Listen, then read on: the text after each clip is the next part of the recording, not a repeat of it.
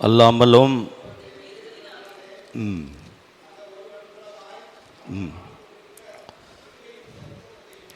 கிருபையின் பரிபூரணத்தையும் நீதியாகிய ஈவின் பரிபூரணத்தையும் இயேசு கிறிஸ்து என்னும் ஒருவராலே ஜீவனை அடைந்து ஆளுவார்கள் என்பது அதிக நிச்சயமாமே. பார்த்தோம், ஒருவனுடைய மீறுதலினாலே பாவம் பிரவேசித்தது, மரணம் பிரவேசித்தது.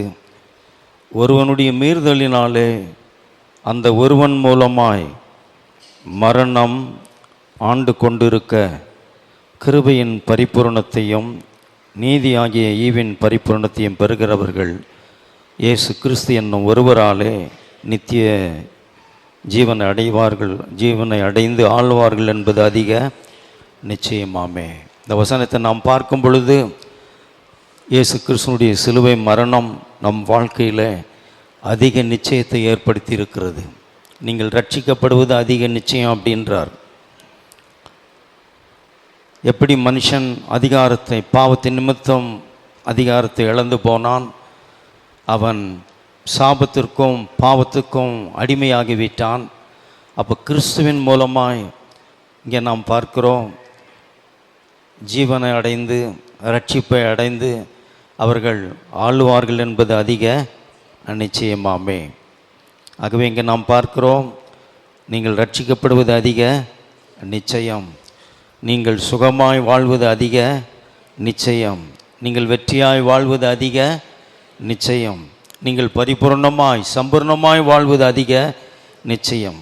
இந்த உலகத்தில் அவிசுவாசிகள் சாபத்தையும் தரித்திரத்தையும் தலையெழுத்து என்று வாழ்ந்து கொண்டிருக்கிறார்கள். நீங்கள் அப்படி வாழ தேவையில்லை. வாழ்க்கை மாறுமா, சூழ்நிலைகள் மாறுமா, பிரச்சனைகள் தீருமா, நாம் சுகமாய் வாழ்வது அதிக நிச்சயம். ஆமென். எத்தனை பேர் விசுவாசிக்கிறீர்கள்? இங்கே நாம் கவனிக்கும் பொழுது ஒரு காரியத்தை பார்க்கிறோம். இந்த ரோமர் 5ஆம் அதிகாரத்தில் அந்த வசனத்தை, அந்த வார்த்தையை அதிகமாக திரும்ப திரும்ப பவுல் சொல்லுகிறத நாம் பார்க்கிறோம்.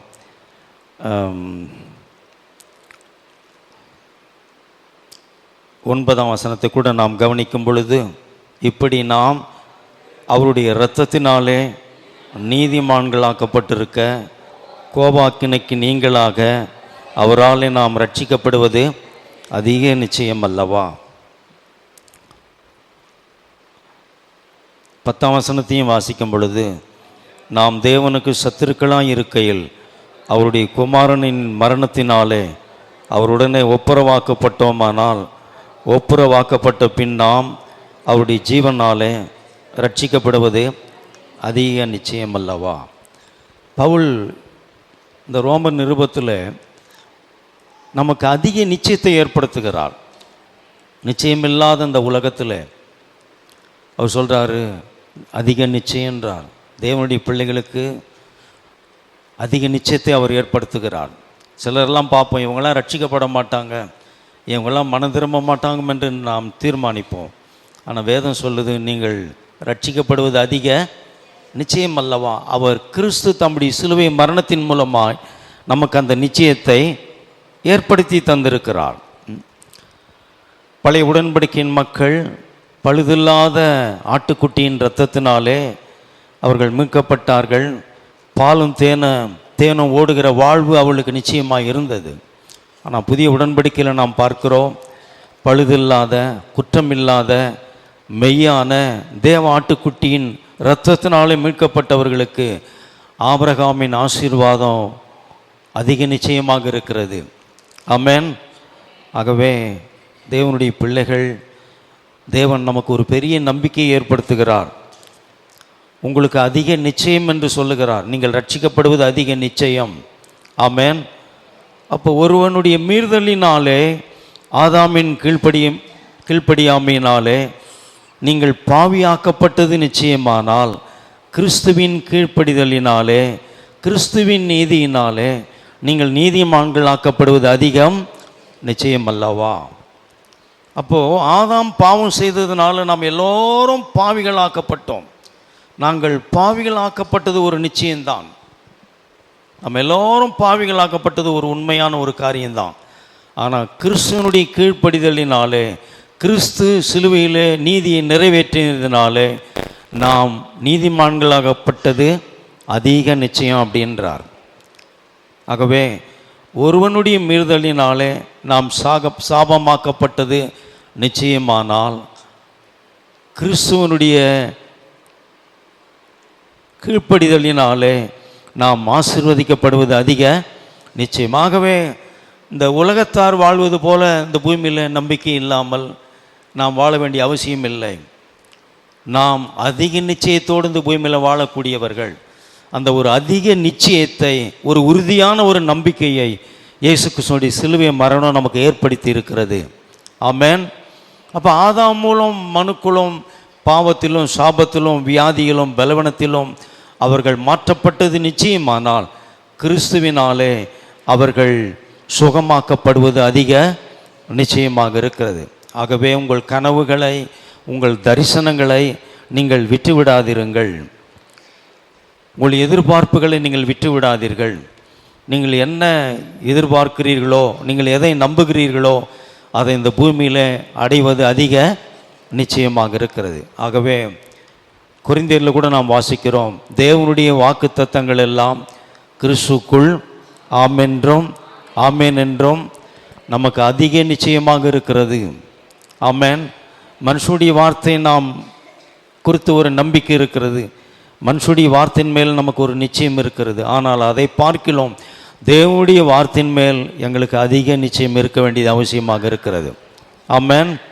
அருமையான தேவனுடைய பிள்ளைகளே, இங்கே நாம் பார்க்கிறோம் 5ஆம் அதிகாரத்தில் நாம் வாசிக்கும் பொழுது இங்கே நாம் பார்க்கிறோம்,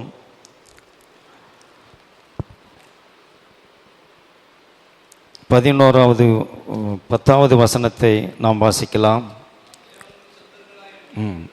தேவனுக்கு சத்துருக்களாய் இருக்கையில் அவருடைய குமாரனுடைய மரணத்தினாலே ஒப்புரவாக்கப்பட்டோமானால் நாம் ரட்சிக்கப்படுவது அதிக நிச்சயம் அப்படின்றார். எதனை பெரிய விசுவாசிக்கிறீர்கள்? வேதம் சொல்லுது, நாம் தேவனுக்கு சத்துருக்களாக இருந்தோம். தேவனுக்கு சத்துருக்களாக இருந்தோம். இயேசு கிறிஸ்துவின் சிலுவை மரணம் நம்மை தேவனிடத்தில் ஒப்புரவாக்கி விட்டது. தேவனுடைய கோபம் உங்கள் மேலே இல்லை. ஆமாம், தேவன் உங்கள் மேல் இப்பொழுது பிரியமாக தான் இருக்கிறார். அப்போ தேவனுக்கு நாம் சத்துருக்களாக இருந்தோம்.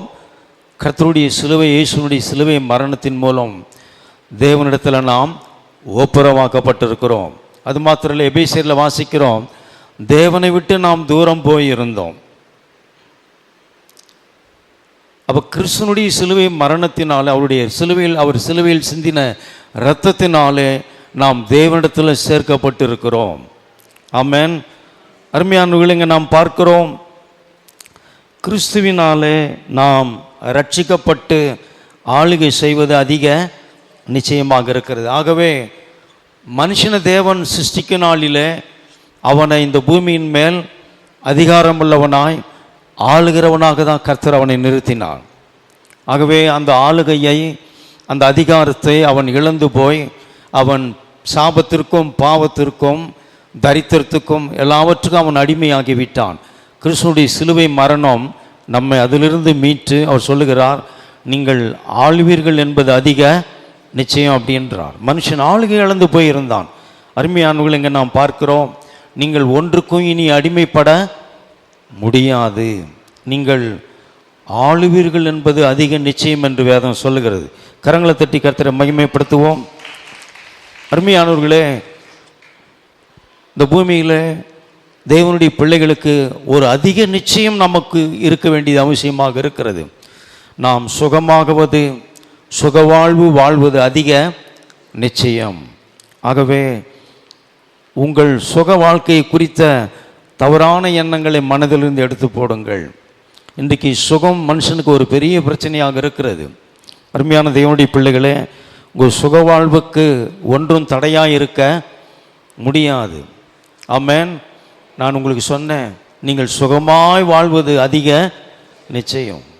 ஆகவே அந்த நிச்சயத்தை நாம் இழந்து போக வேண்டிய அவசியம் இல்லை. அருமையானவர்களே, நாம் பார்க்கிறோம், யோவான் 5ஆம் அதிகாரத்தில் ஒரு சம்பவத்தை பார்க்கிறோம். நிச்சயமாக எனக்கு சுகமே கிடைக்காது என்று ஒரு மனுஷன் 38 வருஷம் அங்கே இருக்கிறான். எனக்கு சுகமே கிடைக்காது, எனக்கு சுகமாவதற்கு ஒரு வழியும் இல்லை. அப்படிப்பட்ட ஒரு நிச்சயத்தை இழந்த ஒரு மனுஷன் அங்கே 38 வருஷமாக இருக்கிறான். அங்கே நடக்கிறது என்ன? அந்த பெதஸ்தா, எருசலேமில் ஒரு பெதஸ்தா என்ற ஒரு குளம் இருந்தது. அங்கே தேவ தூதன் அந்த குளத்தின் தண்ணீரில் இறங்கி அந்த குளத்தின் தண்ணீரை கலக்குவான். அதை பார்த்த வியாதியஸ்தர்கள் யாராக இருந்தாலும், யார் அந்த தண்ணீரில் முதலில் இறங்குகிறார்களோ அவர்கள் சொஸ்தமாவார்கள். இது அங்கே இருக்கிற ஒரு வழக்கமான ஒரு காரியம். ஆனால் இங்கே பார்க்கிறோம், இங்கே ஒரு மனுஷன் இருக்கிறான். அவன் அந்த குளத்தில் இறங்குவதற்குள்ளே வேறு ஒருவன் இறங்கி சுகமாகி விடுகிறான். அவனால் முதலில் இறங்க முடியவில்லை. அடுத்து அவனுக்கு இருக்கிற ஒரு பிரச்சனை, என்னை இந்த குளத்தில் கொண்டு போய் விடுவதற்கு ஒருவரும் இல்லை அப்படின்றான். ஆகவே நான் சுகமாவேன், நான் சுகமாகி வீட்டுக்கு போவேன் என்ற ஒரு நிச்சயத்தை அவன் இழந்து போய்விட்டான். அருமையானவர்களே, அப்படிப்பட்ட ஒரு மனுஷனை ஆண்டவர் அந்த இடத்துல வந்து சந்திக்கிறார். அவன் வெகு காலம் வியாதியஸ்தன் என்று அறிந்து கர்த்தர் அவனிடத்தில் வந்து அவனை பார்த்து கேட்கிறார், நீ சுகமாக விரும்புகிறாயா என்று கேட்கிறான். அவன் நிச்சயத்தை இழந்து போயிருக்கிறான், நம்பிக்கையை இழந்து போயிருக்கிறான். நான் எப்படி சுகமாக முடியும்? நான் இங்கே ஒரு முடமாக இருக்கிறேன். நான் இந்த குளத்தில் இறங்குவதற்குள்ளே வேறு ஒருவன் போய் அந்த குளத்தில் இறங்கி விடுகிறான். அடுத்து இன்னொரு காரியத்தை சொல்லுகிறான், என் மேல் அன்பு வைத்து இரக்கம் வைத்து நான் சுகமாக வேண்டும் என்று நினைக்கிறவர்கள் என்னை இந்த குளத்தில் கொண்டு போய் விடுவதற்கு ஒருவரும் இல்லை என்று சொல்லுகிறான். அவன் சுகமாவதற்கு ஒரு வழியும் இல்லை என்றாலும் கர்த்தர் அவனை அங்கே சுகமாக்குகிறார். அவனை பார்த்து சொல்லுகிறார், உன் படுக்கை எடுத்துக்கொண்டு நட என்றார். உடனே அவன் சொஸ்தமாகி அவனுடைய முடங்கி போயிருந்த நரம்புகளும் எலும்புகளும் நிமிர்ந்து சரியாகி அந்நேரமே அவன் சொஸ்தமானான். அப்போ தேவனுடைய வார்த்தை அவனுக்கு ஒரு நிச்சயத்தை ஏற்படுத்துகிறது, அதிக நிச்சயத்தை ஏற்படுத்துகிறது. இந்த வழியில தான் எனக்கு இந்த பிரச்சனை தீரும், இந்த வழியில தான் என் கஷ்டம் தீரும், எனக்கு உதவி செய்ய யாருமே இல்லை, எப்படி என் வாழ்க்கை மாறும், எப்படி என் கண்ணீர் மாறும், எப்படி நான் சுகமாக முடியும்? டாக்டருங்க சொல்லிட்டாங்க முடியாது, நீங்கள் சுகமாக முடியாது என்று டாக்டருங்க சொல்லிட்டாங்க. ஆனால் தேவனுடைய வார்த்தை என்ன சொல்லுது? 1 பேதுரு 2:24 சொல்லுகிறது, நாம் பாவங்களுக்கு செத்து நீதிக்கு பிழைத்திருக்கும்படி அவர்தாமே தமது சரீரத்தில் நம்முடைய பாவங்களை சிலுவையின் மேல் சுமந்தார், அவருடைய தழும்புகளால் குணமானீர்கள். ஆமாம், இந்த காரியம் நடக்கும், நான் சுகமாவேன். கையில் பணம் இல்லையே, எப்படி நான் சுகமாக முடியும்? சாத்தியம் இல்லை. ஆனால் அப்படிப்பட்ட ஒரு மனுஷனை தான் இயேசு வார்த்தையினால சுகமாக்குகிறார். கரங்களை தட்டி கர்த்தரை மகிமைப்படுத்துவோம். அவன் சொல்றான், நான் இறங்குவதற்குள்ளே வேறு ஒருவன் இறங்கி விடுகிறான். அவன் சொல்றான், என்னால் முடியல, என் மேல இரக்கம் வைத்து என்னை இந்த குளத்தில் கொண்டு போய் விடுவதற்கு ஒருவரும் இல்லை, ஒரு ஆள் இல்லை அப்படின்றான். எனக்கு உதவி செய்ய யாருமே இல்லைன்றான். கர்த்தர் சொல்றாரு, அதெல்லாம் பிரச்சனை இல்லை, நான் சொல்ற உன் படுக்கை எடுத்துக்கொண்டு நட அப்படின்றார். வார்த்தையினாலே அவனுக்கு சுகத்தை ஏற்படுத்துகிறார். கரங்களை தட்டி கர்த்தரை மகிமைப்படுத்துவோம். நீங்கள் சுகமாவதற்கு, உங்கள் வாழ்க்கையில் ஒரு காரியத்தை செய்து முடிப்பதற்கு, உங்கள் வாழ்க்கையில் நீங்கள் ஒரு விடுதலையை பெற்றுக்கொள்வதற்கு உங்களுக்கு அனுகூலமான ஒரு வழிகள் இல்லாமல் போகலாம், அல்லது உங்கள் மனுஷர் கூட உங்களுக்கு எழும்பி உதவி செய்வதற்கு யாரும் இல்லாமல் போகலாம். ஆனால் கர்த்தருடைய வார்த்தையை நீங்கள் விசுவாசியுங்கள். சொல்றார், உன் படுக்கை எடுத்துக்கொண்டு நட என்று சொன்ன போது அந்த நேரமே அவன் சொஸ்தமானான். வார்த்தையில தேவன் எங்களுக்கு ஒரு விடுதலையை வைத்திருக்கிறார். எது எங்களை குணமாக்குகிறதோ இல்லையோ, மனுஷர் எங்களை குணமாக்குகிறார்களோ இல்லையோ, வார்த்தையினாலே எங்களுக்கு சுகம் உண்டாக இருக்குது. ஆமென். இந்த பூமியில் நீங்கள் சுகமாவது அதிக நிச்சயமாக இருக்கிறது. இல்லைங்க, டாக்டர் சொல்லிட்டாருங்க முடியாது, இது குணமாகாத ஒரு வியாதி. ஆனால் வேதம் சொல்லுது, மனுஷனால கூடாதவைகள் தேவனாலே கூடும். தேவரீர் அவர் சகலத்தையும் செய்ய வல்லவர். ஆகவே நீங்கள் சுகமாவது அதிக நிச்சயம். யோபு சுகத்தை இழந்து இருக்கிறார். அப்படி உச்சந்தலையிலிருந்து உள்ளங்கால் வரை கொடிய கட்டிகள், இரத்தமும் ஜலமும் கொட்டுகிறது, துர்நாற்றம் வீசுகிறது. மனுஷர் அருகில் வர முடியாத ஒரு நிலைமை. அவர் சுற்றிலும் நாய்கள் தான் நின்று கொண்டிருக்கிறது. அவருடைய மனைவி அரோசிக்கிறாள். இந்த மனுஷன் இவ்வளவு பாடுபடுகிறாரு, இவ்வளவு கஷ்டப்படுகிறாரு, இந்த மனுஷனிடத்துல நெருங்க முடியவில்லையே. அவன் சொல்றான், நீர் தேவனை தூஷித்து ஜீவனை விடு. அவன் சொல்றான், இவர் சுகமாவார், இவருடைய வாழ்க்கை மாறுன்ற ஒரு நம்பிக்கை அவள் நிச்சயத்தை இழந்து போனாள். ஆனா யோபு சொல்றாரு, என் மீட்பர் உயிரோடு கூட இருக்கிறார், என் மீட்பர் உயிரோடு கூட இருக்கிறார், நான் அவர் இன்னும் நம்புவேன். அவர் சொல்றார், தேவரீர் நீர் எனக்கு சகலத்தையும் செய்ய வல்லவர். அந்த ஒரு வார்த்தை சொன்ன போது கர்த்தர் அவருக்கு அற்புதமான ஒரு சுகத்தை ஏற்படுத்தி தருகிறார். கரங்களை தட்டி கர்த்தரை மகிமைப்படுத்துவோம். மனுஷர் உங்களை குணமாக்க முடியாமல் போகலாம், டாக்டர்கள் உங்களை குணமாக்க முடியாமல் போகலாம், மருந்துகள் உங்களை குணமாக்க முடியாமல் போகலாம், மருத்துவம் செய்வதற்கு உங்களுக்கு பணம் காசு இல்லாமல் போகலாம். நீங்கள் கர்த்தருடைய வார்த்தையை விசுவாசிக்கும் பொழுது அவருடைய வார்த்தையினாலே நீங்கள் சுகமாவது அதிக நிச்சயம். சொல்ல, அப்படி தழும்புகளால் குணமானீர்கள், அப்படி தழும்புகளால் குணமானீர்கள். எத்தனை பேர் என் கூட சேர்ந்து சொல்ல முடியும்? நான் இயேசுவின் தழும்புகளால் குணமானேன். தேவனுடைய வார்த்தை எடுத்து சொல்லுங்கள். ஆமா, உங்கள் சூழ்நிலைகளை நீங்கள் பார்க்க வேண்டாம். நீங்கள் உங்களுக்கு எதிராக இருக்கிற சூழ்நிலைகளை நீங்கள் நம்ப வேண்டாம். நீங்கள் சூழ்நிலைகளை பார்த்தால் நிச்சயத்தை இழந்து போவீர்கள். ஆனால் வார்த்தையை நீங்கள் விசுவாசித்தால், உங்களுக்காக கர்த்தர் சிலுவையில் செய்து முடித்ததை நீங்கள் நோக்கி பார்ப்பீர்கள், ஆனால் நீங்கள் சுகமாவது அதிக நிச்சயம். கரங்களை தட்டி கர்த்தரை மகிமைப்படுத்துவோம். நீங்கள் சுகமாக முடியும். நான் பிழைப்பேனா, நான் வாழ்வேனா, எனக்கு சுகம் கிடைக்குமா? நீங்கள் சுகமாவது அதிக நிச்சயம். ஆமென். அருமையான தேவனுடைய பிள்ளைகளே, இன்றைக்கு நமக்கு இருக்கிற பிரச்சனை என்ன? இன்றைக்கு நம்முடைய பிரச்சனைகள் என்ன? நம்முடைய வியாதியை நாம் பெருசா பார்க்கிறோம். ஆனா வேதம் சொல்லுது, அவர் நம்முடைய நோய்களையும் பலவீனங்களையும் பாடுகளையும் துக்கங்களையும் அவர் சிலுவையிலே சுமந்து தீர்த்து விட்டார். ஆமென். அவர் சுமந்து தீர்த்து விட்டார். ஆகவே நம்முடைய நோய் எவ்வளவு பெரியது, இதனுடைய தாக்கம் என்ன, அதிலெல்லாம் நீங்கள் கவனிக்க வேண்டிய அவசியம் இல்லை. அருமையானவர்களே, இங்கே நாம் பார்க்கிறோம், நீங்கள் உங்கள் சுகத்தை ஒன்றும் தடுத்துவிட நிறுத்திவிட முடியாது. ஆமென்.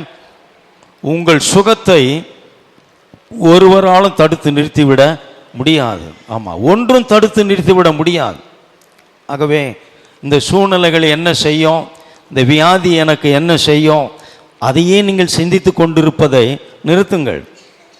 டாக்டர் இப்படி சொல்லிட்டாரு, அவங்க இப்படி சொல்லிட்டாங்க, அக்கம் பக்கத்தில் இருக்கவங்கெல்லாம் வந்து நமக்கு சில காரியங்கள்லாம் சொல்லுவார்கள். இது நமக்கு எந்த அளவும் நமக்கு ஒரு நிச்சயத்தை ஏற்படுத்தாது. நாம் நம்பிக்கையை இழந்து போய்விடுவோம். அருமையானவர்களே, இங்கே பார்க்குறோம், உங்கள் சூழ்நிலைகள் என்ன, உங்கள் வியாதி என்ன, அது உங்கள் பிரச்சனை இல்லை. நீங்கள் அதை சிந்தித்து கொண்டிருக்க வேண்டாம். இரவும் பகலும் கிறிஸ்து இயேசு சிலுவையில் எனக்காக என்ன செய்தார், அதையே நீங்கள் சிந்தித்து கொண்டிருங்கள். எத்தனை பேருக்கு நான் சொல்கிறது கவனிக்கிறீங்க? ஆமாம், டாக்டர் இப்படி சொல்லிட்டாரு, அவங்க இப்படி சொல்லிட்டாங்க, இந்த வியாதி வந்தது, அவங்க இறந்துட்டாங்க, இவங்க இறந்துட்டாங்க, இதெல்லாம் எங்களுக்கு பிரச்சனை இல்லை. வேதம் என்ன சொல்லுது? உன் பக்கத்தில் 1000 பேர் விழுந்தாலும், உன் வலப்பக்கத்தில் 10,000 பேர் விழுந்தாலும் நான் விழுந்து போவதில்லை. ஆமாம், அவங்களுக்கு நடக்கிறது இவங்களுக்கு நடக்கிறதெல்லாம் எனக்கு நடக்கணும்னு நான் ஏற்றுக்கொள்ள வேண்டிய அவசியம் இல்லை. ஊரில் நடக்கிறதுக்கெல்லாம் நாங்கள் சம்பந்தப்பட முடியாது. ஏன்னா வேதம் சொல்லுது, அப்படி தழும்புகளால் குணமானீர்கள். நான் சொல்றேன், கிறிஸ்து இயேசு உங்களுக்காக சிலுவையில் என்ன செய்தார், அதையே சிந்தித்து கொண்டிருங்கள். இரவும் பகல் அதையே சிந்தித்து கொண்டிருங்கள். நீங்கள் சுகமாவது அதிக நிச்சயம். அது மாத்திரம் இல்லை, இன்றைக்கு வியாதியை குறித்தே நாம் பேசிக்கொண்டிருக்கிறோம், வியாதியை குறித்தே நாம் பேசுகிறோம். இந்த வியாதி என்ன செய்யும்? இந்த வியாதி என்ன இந்த பாடுபடுத்துது. ஆனால் நீங்கள் சொல்லணும், நான் இயேசுவின் தழும்புகளால் சுகமாக இருக்கிறேன். நீங்கள் எதை சிந்திக்கிறீர்கள், நீங்கள் எதை பேசுகிறீர்கள்? நம்முடைய சுக வாழ்வுக்கு இது நாம் கவனிக்க வேண்டிய ஒரு காரியம். இந்த வியாதி குறித்து நான் என்ன நினைக்கிறேன், இந்த வியாதி குறித்து நான் என்ன சிந்திக்கிறேன். டாக்டர்கள் ஒன்று சொல்லலாம், மனுஷர்கள் ஒன்று சொல்லலாம், உங்கள் வியாதி இல்லை, உங்கள் வியாதி நிமித்தம் உங்கள் சரீரம் கூட சொல்லலாம், சூழ்நிலைகள் சொல்லலாம், நீங்கள் பிழைக்க மாட்டீங்க, நீங்கள் சுகமாக்க மாட்டீங்க, இன்னும் எவ்வளோ காலம் நீங்கள் இருக்க போகிறீங்க, சூழ்நிலைகள் சொல்லலாம். ஆனால் வேதம் என்ன சொல்லுகிறது? என் வியாதியை குறித்து, என் சுகத்தை குறித்து நான் என்ன நினைக்கிறேன், நான் என்ன யோசிக்கிறேன், நான் எதை சிந்திக்கிறேன், என்னுடைய சுகத்தை குறித்து நான் என்ன பேசுகிறேன், இது ரெண்டும் ரொம்ப முக்கியம் பாருங்க.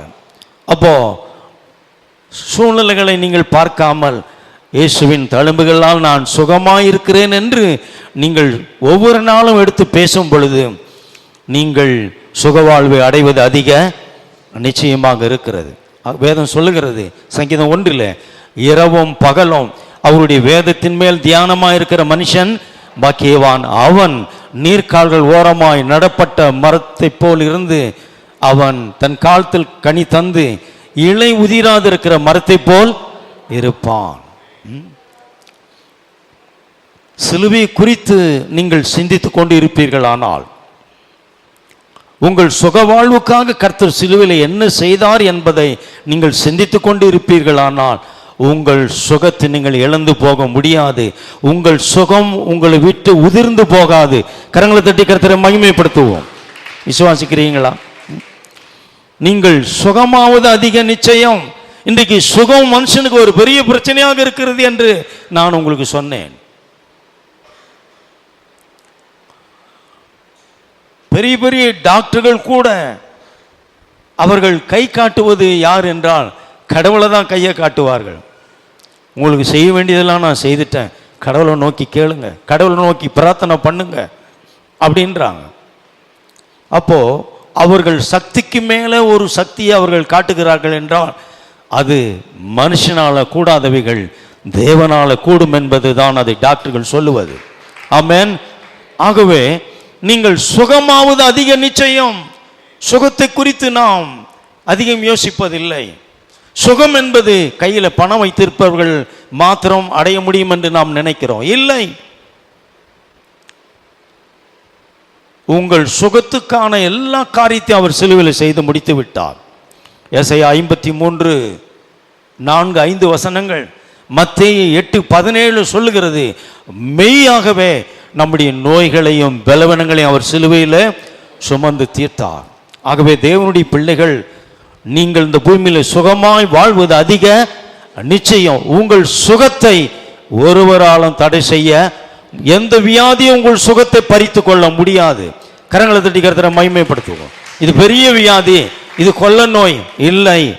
உங்கள் சுகத்தை ஒருவராலும் ஒரு வியாதியாலும் பறித்து கொள்ள முடியாது. நாம் தைரியமா சொல்லலாம், நான் இயேசுவின் தழும்புகளால் சுகமாக இருக்கிறேன். ஆமென். நீங்கள் சுகமாக முடியும். நீங்கள் நிச்சயத்தையும் நம்பிக்கையும் இழந்து போனால் அது உங்களுக்கு பிரச்சனையாக தான் இருக்கும். நமக்கு அதிக நிச்சயத்தை தேவனுடைய வசனம் நமக்கு ஏற்படுத்துகிறது.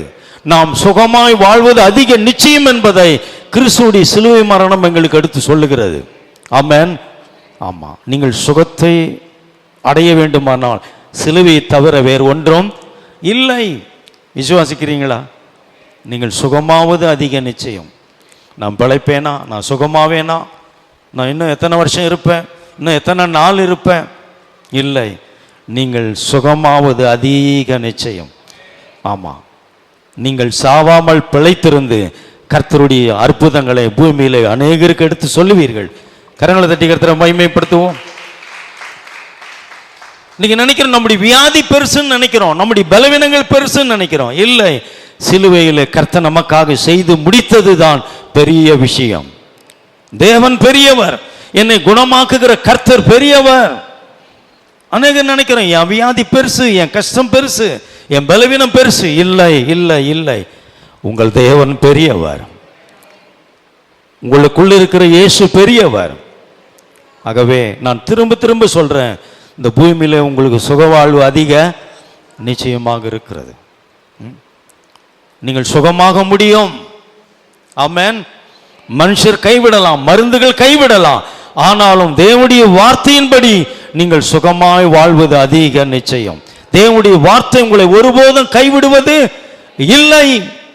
ஏன்னா அந்த மனுஷனுக்கு காட்டுறார், எனக்கு உதவி செய்ய யாருமே இல்லை, என்னால முடியல, நான் எப்படி குணமாக முடியும்? கர்த்தர் சொல்றார், வார்த்தையினால. அவர் சொல்றார், உன் படுக்கை எடுத்துக்கொண்டு நட அப்படின்றார். வார்த்தையினால உனக்கு தேவன் சுகத்தை தர முடியும். அதனால தான் நான் சொல்றேன், இந்த வார்த்தையின் மேல விசுவாசத்தை கொண்டு வாருங்கள். சிலுவையில் கர்த்தர் என் சுகவாழ்வுக்காக என்ன செய்தார் அதை நீங்கள் எண்ணி பாருங்கள். அது இல்லை இது இல்லை, அது ஒரு பிரச்சனையே இல்லை. கிறிஸ்து எனக்காக சிலுவையில் எனக்கு என்ன செய்திருக்கிறார் என் சுகவாழ்வுக்காக, அதை சிந்தித்து கொண்டிருங்கள். அதை எடுத்து ஜெபியுங்கள், அதை எடுத்து பேசுங்கள். நீங்கள் சுகமாவது அதிக நிச்சயம். ஆமென். ஆகவே மனுஷரால் கைவிடப்பட்டவர்கள், டாக்டரால் கைவிடப்பட்டவர்கள் எல்லாம் சுகமாவது அதிக நிச்சயமாக இருக்கிறது. இந்த பெரும்பாடு உள்ள ஸ்திரீ பாருங்க, எத்தனையோ டாக்டர் போய் பார்த்தா ஒருவராலும் அவரை என்ன செய்யல, குணமாக்க முடியல. டாக்டர்களால குணமாக்க முடியல. அவள் கேள்விப்பட்ட ஒவ்வொரு டாக்டர்கிட்டையும் போனான். அந்த டாக்டர் நல்லவர், இவர் கைராசிக்காரர், அவர் ஸ்பெஷலிஸ்ட், அவர்கிட்ட போனா சுகமாயிடும். கேள்விப்பட்ட அத்தனை டாக்டர் இடத்துலையும் அவள் போனாள், ஒருவனால அவனை குணமாக்க முடியவில்லை. அவள் இயேசு குறித்து கேள்விப்பட்ட பிறகு இப்பொழுது அவள் சொல்லுகிறாள், நான் அவளுடைய வஸ்திரத்தை ஆகிலும் தொட்டால் சொஸ்தமாவேன். யாரும் தன்னை குணமாக்கலன்னு சொல்லி அவள் நம்பிக்கை இழக்கல. எனக்கு இன்னும் ஒரு நம்பிக்கை இருக்கிறது. நான் இயேசுவினிடத்தில் போனால், இந்த இயேசுவை நான் நம்பினால், இந்த இயேசுவை நான் விசுவாசித்தால் நான் சுகமாவது அதிக நிச்சயம். ஆமென். ஆமா, டாக்டர்கள் கைவிட்ட நிலையில் நீங்க இருக்கிறீங்களா? வேதம் சொல்லுது, நீங்கள் தேவனால சுகமாக முடியும். ஆமென். கர்த்தரால நீங்கள் குணமாக முடியும். எத்தனையோ டாக்டர்களால் அவளை குணமாக்க முடியல, பெயர் பெற்ற டாக்டர்களால் அவள் குணமாக்க முடியல, தன் ஆசையினால் அவள் சுகத்தை பெற்றுக்கொள்ள முடியல, தன்னுடைய கிட்ட இருந்த தன் கையில் இருந்த பணத்தினால அவள் சுகத்தை பெற்றுக்கொள்ள முடியல.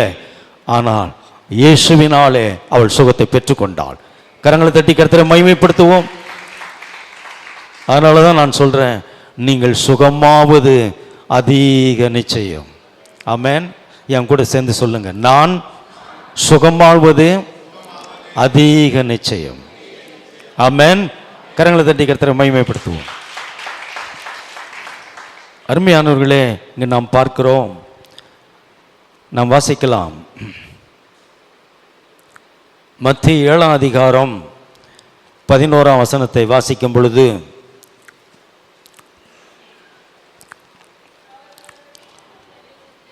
மத்தேயு 7:11, ஆகையால் பொல்லாதவர்களாகிய நீங்கள் உங்கள் பிள்ளைகளுக்கு நல்ல ஈவுகளை கொடுக்க அறிந்திருக்கும் போது பரலோகத்தில் இருக்கிற உங்கள் பிதா தம்மிடத்தில் வேண்டிக் கொள்கிறவர்களுக்கு நன்மையானவர்களை கொடுப்பது அதிக நிச்சயம் அல்லவா?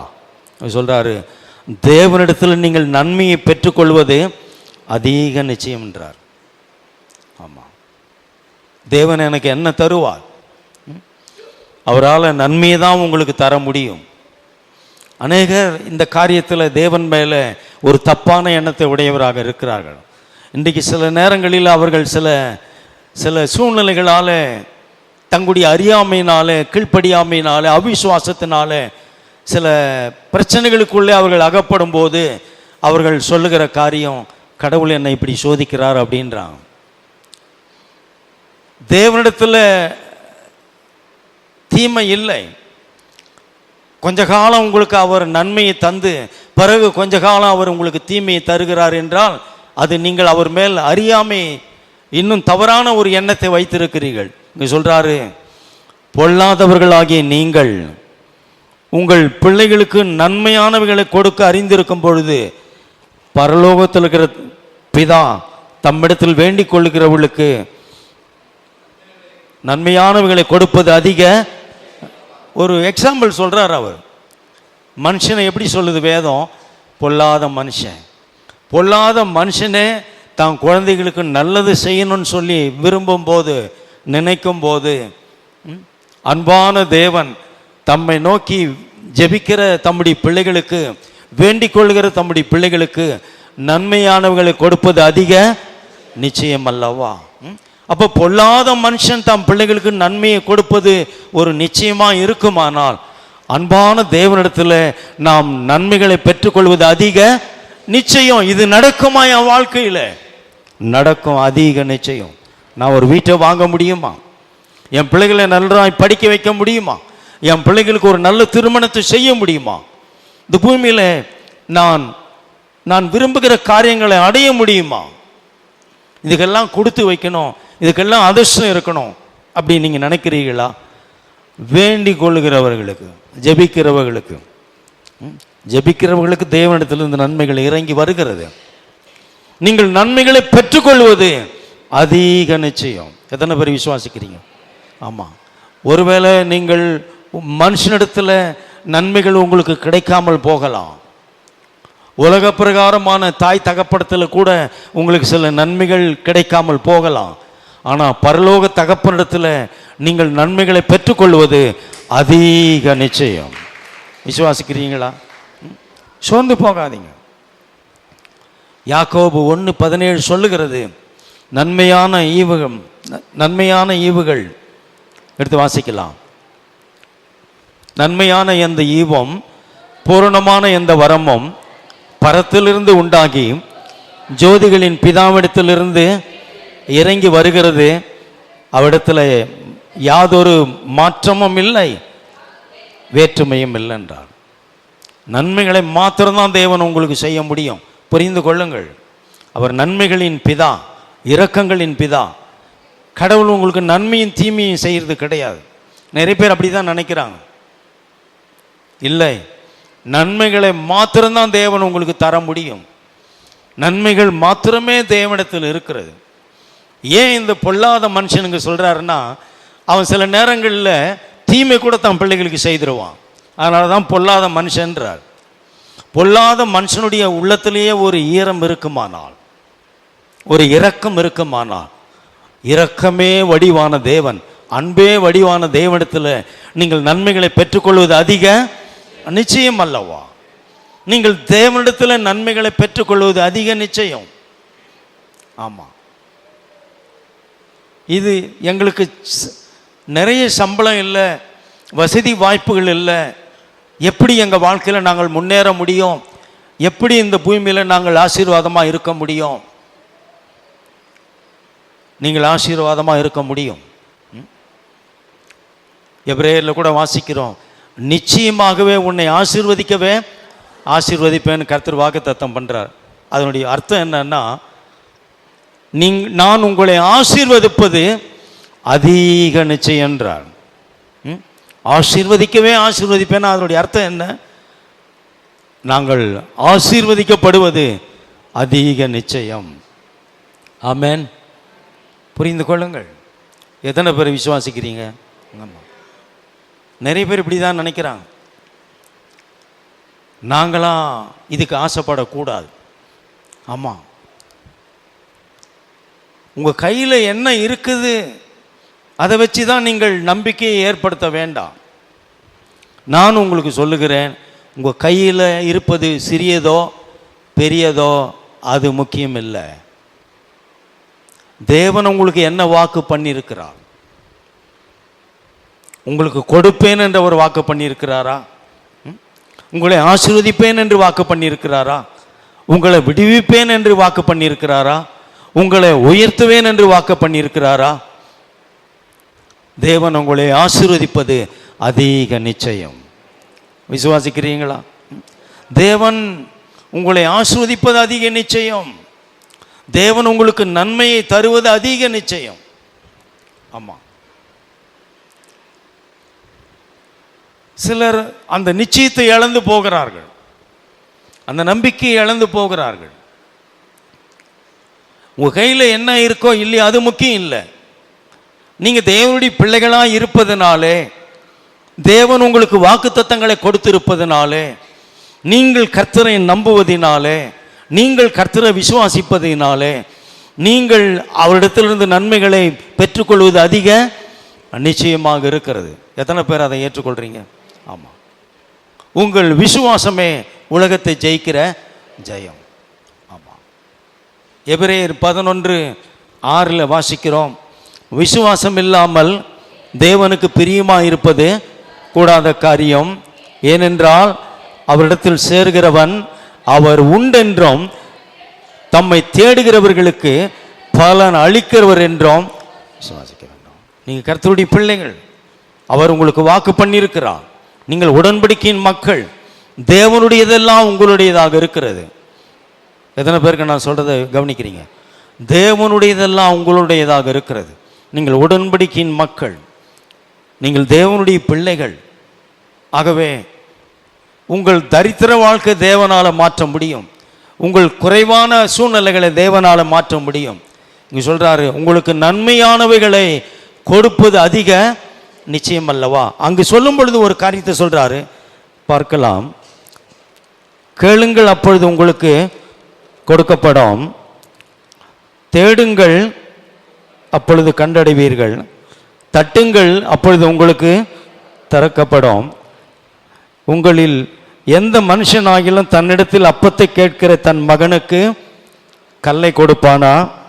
மீனை கேட்டால் அவனுக்கு பாம்பை கொடுப்பானா? லூக்காவில் வாசிக்கிறோம், முட்டையை கேட்டால் தேலை கொடுப்பானா? ஆகையால் பொல்லாதவர்களாகிய நீங்கள் உங்கள் பிள்ளைகளுக்கு நல்ல ஈவுகளை கொடுக்க அறிந்திருக்கும் போது பரலோகத்தில் இருக்கிற உங்கள் பிதா தம்மிடத்தில் வேண்டிக் கொள்கிறவர்களுக்கு நன்மையானவைகளை கொடுப்பது அதிக நிச்சயம் அல்லவா? சொல்றாரு. ஜெபம் உங்க வாழ்க்கையை எப்படி மாற்றும் என்பது இங்க சொல்றாரு. கேளுங்கள் அப்பொழுது உங்களுக்கு கொடுக்கப்படும், தட்டுங்கள் அப்பொழுது உங்களுக்கு திறக்கப்படும், தேடுங்கள் அப்பொழுது. எல்லாம் ஜெபத்தை குறித்து தான் சொல்றார். எல்லாமே ஒன்று தான். அவரை தேடுறது, அவரை தட்டுறது, அவரிடத்துல கேட்கறது எல்லாமே பிரேயர் தான். சொல்றாரு, ஜெபிக்கிறவர்கள் உங்க வாழ்க்கையை தேவன் மாற்ற காத்திருக்கிறார். உங்க வாழ்க்கை மாறுவது அதிக நிச்சயம். ஜெபத்தை பத்தி பேசுறார். வேண்டிக் கொள்ளுகிறவர்களுக்கு தேவன் நன்மையானவர்களை கொடுப்பது அதிக நிச்சயம்ன்றார். ஜெபம் உங்க வாழ்க்கையை மாற்றிடும். சிலர் நினைக்கிறாங்க, ஒரு காரியத்தை ஆரம்பிக்கணும்னா கையில பணம் இருந்தால் தான் ஆரம்பிக்கணும்னு நினைக்கிறாங்க. இது உலகத்தில் இருக்கிற மக்களுடைய இயல்பு, நேச்சர் அது. ஆனால் நாங்கள் எப்படி ஆரம்பிக்கிறோம்? ஜபத்தில் ஆரம்பிக்கிறோம், விசுவாசத்தில் ஆரம்பிக்கிறோம். ஒன்றுமே இல்லை, நாங்கள் விசுவாசிக்கிறோம், அதற்காக கர்த்தரிடத்தில் ஜெபிக்கிறோம். பணம் இருந்தால் ஒன்றை துவங்க வேண்டும் என்று இந்த உலகம் பணத்தினால ஆரம்பிக்கிறது. நான் சொல்லுகிறேன், ஜபத்தில் ஆரம்பியுங்கள். கரங்களை தட்டி கர்த்தரை மகிமைப்படுத்துவோம். ஜபத்தில் ஆரம்பியுங்கள். ஆமாம், நிறைய விஷயங்களை பணத்தினால் ஆரம்பித்தவர்கள் கூட அதை முடிக்க முடியாமல் நின்று கொண்டு இருக்கிறது தடைகள். நீங்கள் ஜபத்தில் ஆரம்பிக்கும் போது கர்த்தர் உங்களுக்காக யாவையும் செய்து முடிப்பார். ஆமென். ஜபத்தில் ஆரம்பியுங்கள். அவர் சொல்றாரு, வேண்டிக் கொள்ளுகிறவர்களுக்கு, பிதாவினிடத்தில் வேண்டிக் கொள்ளுகிறவர்களுக்கு நன்மையானவர்களை கொடுப்பது அதிக நிச்சயம் அல்லவா? அப்ப நீங்க நினைக்க, என்ன என்கிட்ட பணம் இல்லை அது இல்லைன்றது ஒரு பிரச்சனை இல்லை. நீங்கள் ஜெபிக்கும் பொழுது தேவன் அற்புதமான வழிகளை, வாசல்களை திறந்து உங்க கையில பணத்தை கொண்டு வந்து சேர்ப்பார். கரங்களை தட்டி கர்த்தரை மகிமைப்படுத்துவோம். பணத்தினாலதான் ஒரு காரியத்தை செய்ய முடியும். அந்த உலகம் அப்படிதான் நினைக்கிறது. ஆனால் நீங்கள் ஜெபத்தில் துவங்கும் பொழுது பணம் உங்க கைக்கு வந்து சேரும். ஆமென். ஜெபத்தில் துவங்குங்கள். நீங்கள் தேவனிடத்தில் பெற்றுக்கொள்வதற்கு ஒரு வழி இருக்குமானால் ஜெபத்தில் ஆரம்பியுங்கள். உங்க பிரச்சனை எதுவா இருக்கட்டும், உங்கள் சூழ்நிலை எதுவா இருக்கட்டும், உங்களுடைய தேவைகள் எதுவா இருக்கட்டும், ஜெபத்தில் ஆரம்பியுங்கள். 1 நாளாகமம் 4ஆம் அதிகாரத்தில் நாம் பார்க்கும் பொழுது யாபேசு குறித்து பார்க்கிறோம். யாபேஸ் தன் சகோதரர்களில் பார்க்கிலும் கனமுள்ளவனாய் இருந்தான். அவன் தாய் அவனை துக்கத்தோடு பெற்றேன் என்று அவனுக்கு யாபேஸ் என்று பெயரிட்டான். அவன் பிறக்கும் பொழுது அந்த குடும்பத்தில் தரித்திரம் இல்லை பலவிதமான பாடுகள், கஷ்டங்கள், சூழ்நிலைகள் மத்தியில் வந்திருக்கலாம். நீங்கள் கவனிச்சு பாருங்க, அவன் ஜெபிக்கிறான். என் தலையெழுத்து இப்படி இருக்கு, கடவுள் எனக்கு இப்படி ஒரு விதியை எழுதிட்டாரு அப்படின்னு சொல்லி அவன் இல்லை பாருங்க. யாபேஸ் இஸ்ரவேலின் தேவனை நோக்கி ஜெபம் பண்ணுகிறான். தேவரீர் என்னை ஆசீர்வதியும், என் எல்லையை பெரிதாக்கும் என்று அவன் ஜெபித்த போது கர்த்தர் அவன் வேண்டிக் கொண்டதை அவனுக்கு ஜெபம் அவன் வாழ்க்கையில் எவ்வளவு பெரிய மாற்றத்தை கொண்டு வந்தது. அவன் சொல்றான், என் வாழ்க்கையில் துக்கம், துயரம், வேதனை, பாடு, நிந்த, அவமானம், என் வாழ்க்கை மாறுமா, என் சூழ்நிலை மாறுமா? அவன் ஜெபிக்கிறான். கர்த்தர் அவனுடைய சூழ்நிலையை மாத்துறார் பாருங்க. அவன் வேண்டிக் கொண்டதை தேவனாருக்கு அவனுக்கு அருளினார். அநேக நேரங்களில் நாம் விரக்தி ஆயிடுறோம், சோர்ந்து போயிடுறோம். கையில் ஒண்ணுமே இல்லையே, பேக்கெட்ல ஒண்ணுமே இல்லையே, வீட்டில் ஒண்ணுமே இல்லையே. பிரச்சனை அது அல்ல. உங்ககிட்ட எல்லாவற்றையும் பெற்றுக்கொள்ளக்கூடிய ஜெபம் உங்கள் வாயில் இருக்கிறது. கரங்களை தட்டி கர்த்தரை மகிமைப்படுத்துவோம். எல்லாவற்றையும் பெற்றுக்கொள்ள, தேவனிடத்தில் பெற்றுக்கொள்ளக்கூடிய ஒரு ஜெபம் உங்ககிட்ட இருக்கு. யாபேஸ் ஜெபித்தான், கர்த்தர் அவன் வாழ்க்கையை மாற்றி போட்டார். கர்த்தர் அவனை உயர்த்துகிறார், கர்த்தர் அவனை ஆசீர்வதிக்கிறார்.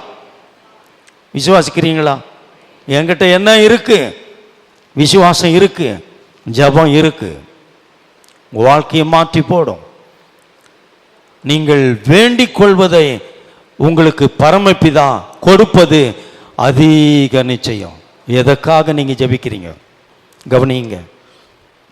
எனக்கு சொந்த வீடு இல்லை, சொந்த வீட்டுக்காக நான் ஜெபிக்கிறேன். உங்கள் பண பிரச்சனைகளுக்காக நீங்கள் ஜெபிக்கிறீர்களா? உங்கள் பிள்ளைகளுடைய எதிர்காலத்துக்காக நீங்கள் ஜெபிக்கிறீர்களா? உங்கள் பிள்ளைகளுடைய திருமண வாழ்வுக்காக நீங்கள் ஜெபிக்கிறீர்களா? வேறு எந்த காரியத்துக்காக நீங்கள் ஜெபித்துக் கொண்டிருக்கிறீர்கள்? நீங்கள் தேவனிடத்தில் பெற்றுக்கொள்வது அதிக நிச்சயம். ஆமென். ஆமா, வேண்டிக் கொள்ளுகிறவர்களுக்கு நன்மையானவைகளை கொடுப்பது அதிக நிச்சயம் என்றார். ஒருவேளை நீங்க ஒரு நிச்சயம் இல்லாமல் இங்க வந்திருக்கலாம், ஆனா திரும்ப போகும்போது அதிக நிச்சயத்தோடு போங்க. தேவன் என்னை ஆசீர்வதிப்பது அதிக நிச்சயம், தேவன் என்னை உயர்த்துவது அதிக நிச்சயம், தேவன் என்னை விடுவிப்பது அதிக நிச்சயம். எத்தனை பேர் விசுவாசிக்கிறீர்கள்? அதிக நிச்சயம். நன்மையானவைகளை கொடுப்பது அதிக நிச்சயம் அல்லவா? அருமையானவர்களே, இங்கே நாம் பார்க்கிறோம். இன்னும் கூட ஒரு வசனத்தை வாசிக்கும் பொழுது மத்தேயு 6ஆம் அதிகாரத்தில் 30வது வசனத்தை வாசிக்கலாம். அற்ப விசுவாசிகளே, இன்றைக்கு இருந்து நாளைக்கு அடுப்பிலே போடப்படும் காட்டு புல்லுக்கு தேவன் இவ்விதமாய் உடுத்துவித்தால் உங்களுக்கு உடுத்துவிப்பது அதிக நிச்சயம் அல்லவா? இன்றைக்கு ஏராளமான தேவனுடைய பிள்ளைகள் கவலைப்படுகிறார்கள். எனக்கு இது இல்லையே, அது இல்லையே, நான் எப்படி வாழ்றது, நான் எப்படி ஜீவிக்கிறது, எப்படி நான் எதிர்காலத்தை பேஸ் பண்ணுறது? சொல்றாரு, உங்களை உடுத்துவிப்பது அதிக நிச்சயம் அல்லவா? உங்கள் தேவைகளை தேவன் சந்திப்பது அதிக நிச்சயம். எதை சாப்பிடுவேன், எதை உடுத்துவேன், என்ன பண்ணுவேன், எதிர்காலத்துக்கு நான் என்ன செய்வேன், உங்கள் எதிர்பார்ப்புகள் அதிகமாக இருக்கலாம். அருமையானவர்களே, இங்கு சொல்லப்பட்டிருக்கிறது, கவலைப்படாதீர்கள். அது இல்லையே, இது இல்லையே எனக்கு என்று நீங்கள் கவலைப்படாதீர்கள். கர்த்தரை தேடுங்கள், கர்த்தருடைய வார்த்தையை விசுவாசியுங்கள். அவர் சொல்றாரு, அவர் உங்கள் தேவைகளை சந்திப்பது அதிக நிச்சயம் அல்லவா? அதிக நிச்சயம் அல்லவா? இன்றைக்கு எங்கு பார்த்தாலும் விசுவாச மக்கள் சோர்ந்து போகிறார்கள், கவலைப்படுறாங்க. கவலைப்படுறதுனால அது உங்கள் வாழ்க்கையில் ஒரு காரியத்தையும் செய்ய போவது இல்லை. கவலைப்படுவது உங்கள் தேவன் மேலே உங்களுக்கு இருக்கிற விசுவாசத்தை குறைத்து விடும்.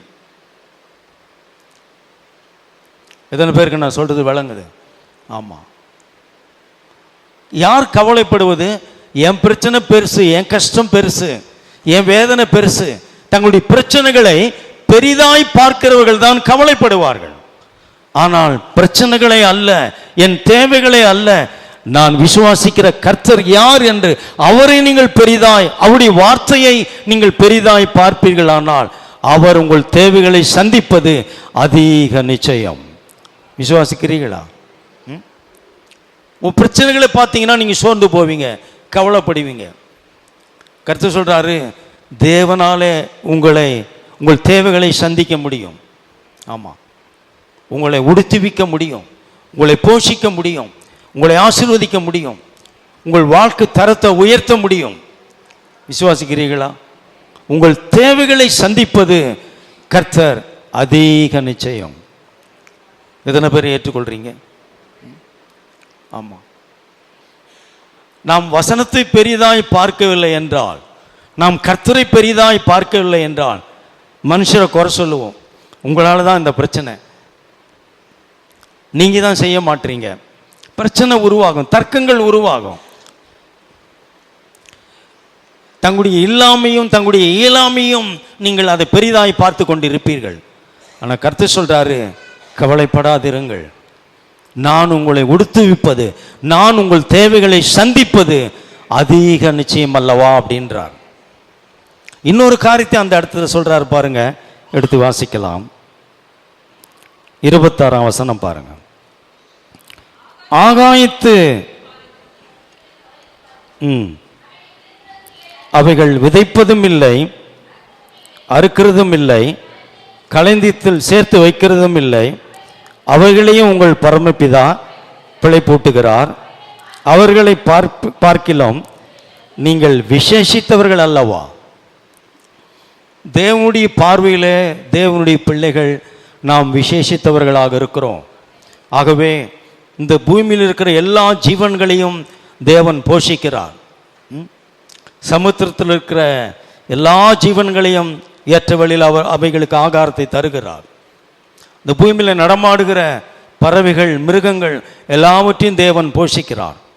எல்லா சிருஷ்டிப்புகளை பார்க்கிறோம், வானத்தில் பூமியில் எல்லா சிருஷ்டிப்புகளை பார்க்கிறோம். கர்த்தர் சொல்றார், நீங்கள் விசேஷித்தவர்கள்.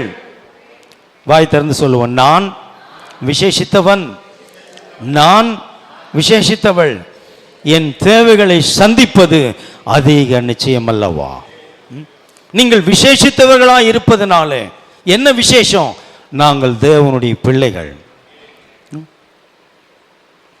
நீங்கள் தேவனுடைய பிள்ளைகளாக இருப்பதனால தேவன் உங்கள் தேவைகளை சந்திப்பது அதிக நிச்சயம் அல்லவா? உங்கள் வேலை ஸ்தலத்தில் உங்களை உயர்த்துவது அதிக நிச்சயம். எத்தனை பேர் விசுவாசிக்கிறீங்க? தேவனால் உங்களுக்கு ப்ரமோஷனை தர முடியும்.